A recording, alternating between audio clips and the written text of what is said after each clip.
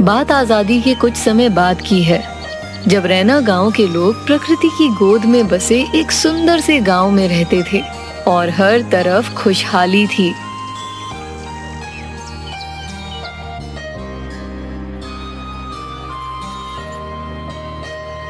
प्रकृति से ही उस गांव का पालन पोषण चल रहा था। दूसरी तरफ उस समय बाजार व्यवस्था में मानो लहर टूट पड़ी हो।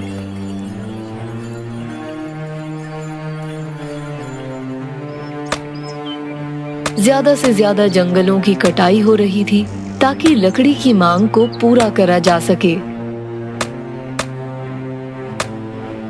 सुनो सब, अब तुम सब काम पर लग जाओ। ये बहुत बड़ा जंगल है, अगर हम लगे रहेंगे तो ये काम जल्दी खत्म हो जाएगा।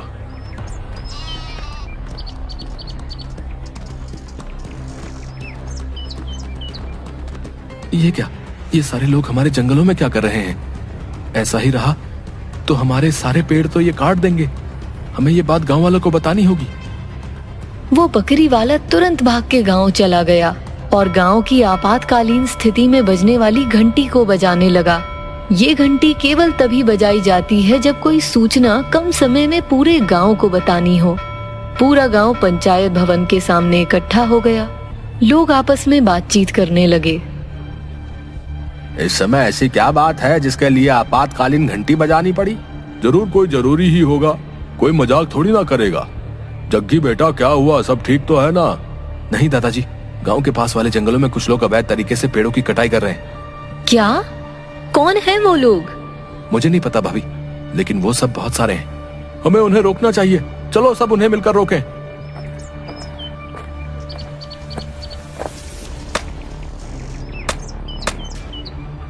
क्यों भाई, हमारे जंगल को क्यों काट रहे हो? पेड़ों को काटना बंद करो। चलो जाओ, वरना वो हाल करेंगे कि आज के दिन को कोसोगे पूरी जिंदगी भर। इसके बाद गांव वाले और वहां लकड़ी कटवा रहे कुछ पहलवान बदमाश दोनों आपस में लड़ने लगे। गांव वाले उन पहलवानों के सामने नहीं टिक पाए और वो सब छोड़कर गांव की तरफ लौट गए। फिर से आपातकालीन घंटी बजाई गई।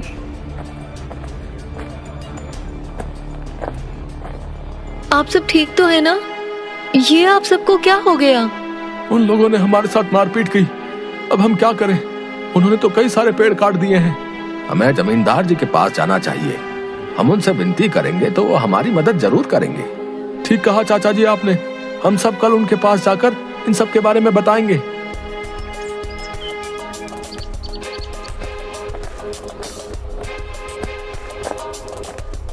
अगली सुबह सभी एक साथ जमींदार के पास पहुंचे। आप सब यहाँ? प्रणाम जमींदार साहब। प्रणाम।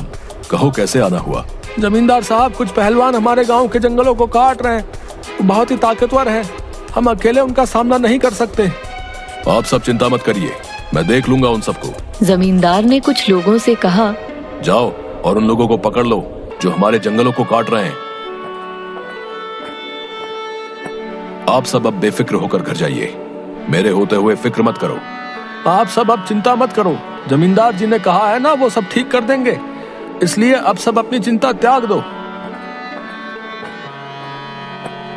उसके बाद सभी अपने कामों में लग गए। एक दिन गांव का एक आदमी जंगल के रास्ते से अपने घर आ ही रहा था कि तभी वो देखता है कि कुछ लोग पेड़ काट रहे हैं।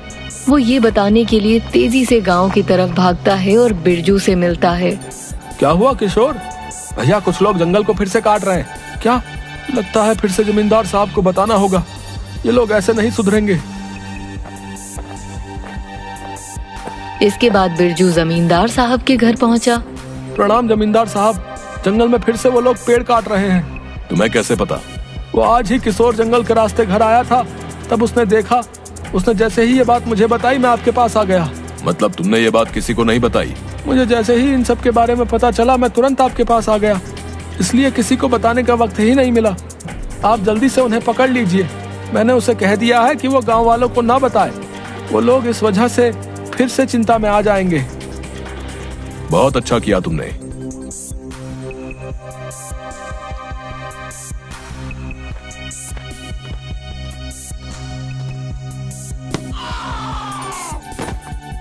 मेरा काम खराब करेगा।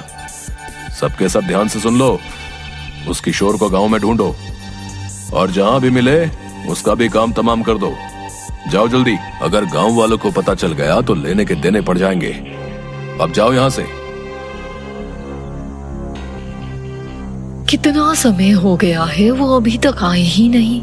क्या हुआ माँ, पिताजी कहाँ हैं? पता नहीं बेटा, चलो तुम सो जाओ, वो आ जाएंगे।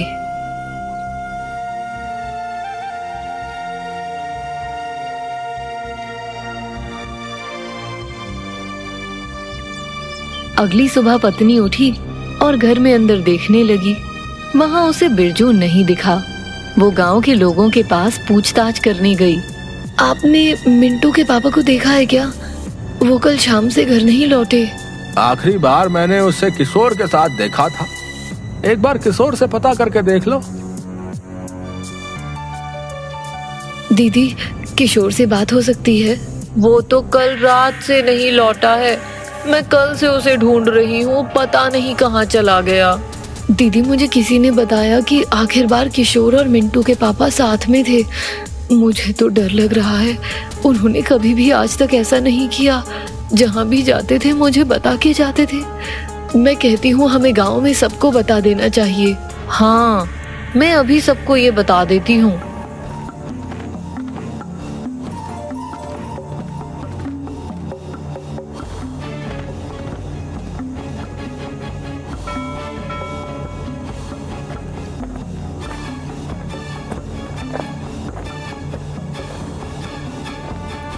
क्या हुआ बेटी? ऐसा क्या हो गया कि तुमने हम सबको यहाँ अचानक बुला लिया? मुखिया जी, कल दिन से मेरे पति और किशोर भैया घर नहीं लौटे हैं। अब शाम होने को आई है। मेरा तो मन बड़ा घबरा रहा है। आप सब उन्हें ढूंढने में मेरी मदद करिए। मुझे पता चला है कि वो आखिर बार किशोर के साथ थे और फिर चले गए, लेकिन तब से किशोर और मेरे पति दोनों ही घर नहीं लौटे। तुम चिंता मत करो, हम ढूंढते हैं उन्हें। सुनो भाई कोतवाल, पता करो दोनों लड़के कहाँ गए, किस किस से मिले, सब पता करो। जी मुखिया जी। इसके बाद कोतवाल पूरे गांव में बिरजू और किशोर को ढूंढता है, लेकिन उसे उनके बारे में कुछ पता नहीं चलता। आखिर में वो जमींदार साहब के घर जाता है। अरे कोतवाल जी, कैसे आना हुआ? जमींदार साहब, वो कल से बिरजू और किशोर की कोई खबर नहीं मिल रही। समझ नहीं आ रहा कि कहाँ ढूंढे उन्हें। उनके परिवार वाले बहुत परेशान हैं। हम उनकी कैसे मदद कर सकते हैं बताओ? हमसे जो बन पड़ेगा हम वो करेंगे। मुझे बस कहना था कि अगर आपने कहीं देखा हो उन्हें तो आप हमें बताएं, ताकि पता चल सके कि वो दोनों कहाँ गए हैं। नहीं कोतवाल जी, हमें कहाँ से उन दोनों की खबर होगी? हम तो अपने काम में ही इतने उलझे रहते हैं कि हमें तो हमारी खबर ही नहीं रहती। तो उन दोनों की खबर कहाँ से होगी भला? पर अगर कुछ पता चला उन दोनों के बारे में तो जरूर बता देंगे तुम्हें। इसके बाद कई दिनों पूरा गांव दोनों को ढूंढता रहा, लेकिन उन दोनों का कोई पता नहीं चला। एक दिन पता करते करते जब कोतवाल पास के गांव से उन दोनों की पूछताछ करके जंगल के रास्ते लौट रहा था, तभी उसे वो पेड़ों को काटने की आवाज सुनाई देती है। वो उस आवाज का पीछा करता है। वो पेड़ के पीछे से सब कुछ देखता है और शांति से वहाँ से निकलकर गांव पहुँच जाता है।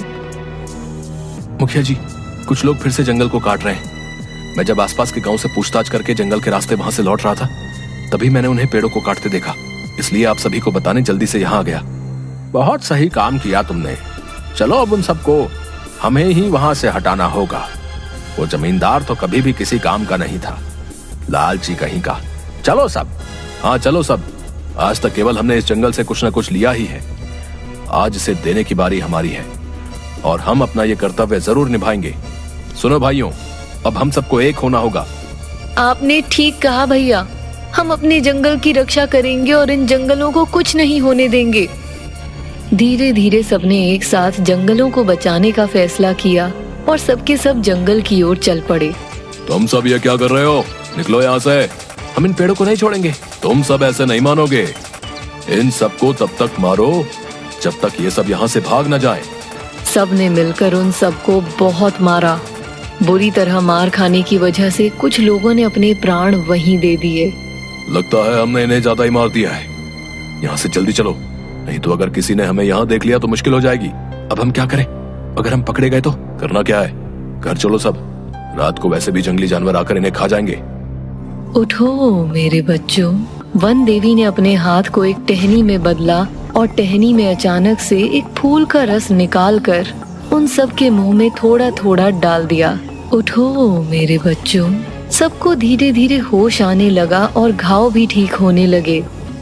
आप कौन है देवी? मैं वन देवी हूँ। इन वनों में मेरे प्राण बसते हैं और तुमने अपने प्राणों की परवाह ना करते हुए मेरे प्राणों के लिए अपने प्राण तक दांव पर लगा दिए। अब ये लड़ाई तुम अकेले नहीं लड़ोगे। तुम्हें जब जब प्रकृति की जरूरत होगी, प्रकृति स्वयं ही तुम्हारी मदद करने आ जाएगी। उसके बाद वो गायब हो गई। कुछ देर बाद जमींदार और उसके आदमी वहां पहुंचे। तुमने उन सबको वहां क्यों छोड़ा? अगर किसी को पता चल गया तो खामखा हंगामा खड़ा हो जाएगा। वहां पहुंचते ही सबको जलाना है, समझे? कहाँ छोड़ा था तुमने उन्हें? बस थोड़ा और आगे, वो सब वहीं पड़े होंगे। अगर जंगली जानवरों ने उन्हें नहीं खाया होगा तो। यही जगह थी मालिक। कहाँ है वो सब? मालिक, लगता है उन सबको जंगली जानवर ले गए। वैसे भी ये जंगल काफी घना है, तुम लोगों से कोई काम पूरा नहीं किया जाता। खैर जो भी हो, अभी इस अधूरे लकड़ी के काम को पूरा करते हैं। जल्दी काम शुरू करो और ये काम जल्दी खत्म हो जाना चाहिए। पहलवान ने कुल्हाड़ी से जैसे ही काटना शुरू किया। रुको, तुम सब जिंदा हो, मार दो इसे। हमें तो पहले ही समझ जाना चाहिए था कि इन सब के पीछे कौन हो सकता है। तुमसे बड़ा लालची यहाँ और कौन है? सब सोचते रहे कि तुम हमारी मदद करोगे, लेकिन तुमने हमारे साथ ही धोखा किया। तुम सब तो मूर्ख हो। तुम्हें क्या पता इन सब से कितना फायदा होता है। तुम तो गरीब के गरीब मरोगे, लेकिन मैं तुम लोगों जैसा मूर्ख नहीं हूं। मैं जानता हूं कि पैसे कैसे कमाते हैं, समझे? मार दो इन्हें, कोई ना बचने पाए।